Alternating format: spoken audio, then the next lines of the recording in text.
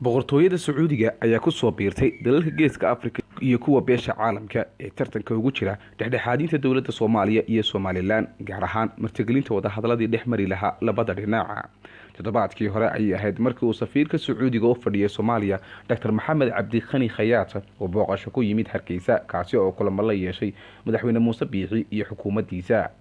madaxweyne Muuse Biixi Cabdi oo labadii bishan May xafiiskiisa ku qaabilay safiirka Sacuudiga u fadhiyay dalka Soomaaliya Dr. Maxamed Cabdi Khani Khayaat oo booqasho ku yimid Somaliland kaasi oo arrimo dhowr ah kala hadlay.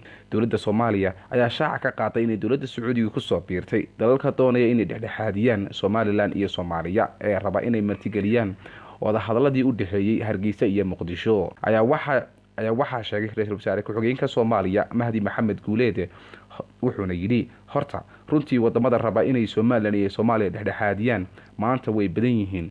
Turkiga, Sacuudi Arabiya, Ethiopia, Eritrea iyo wadamo kale oo badan ayaa raba inay dhexdhexaadiyaan wada hadallada Somaliland iyo Soomaaliya. ilaa iyo hadda waqti looma qaban goorta ay dib u bilaamayaan wada hadallada labada dhinac.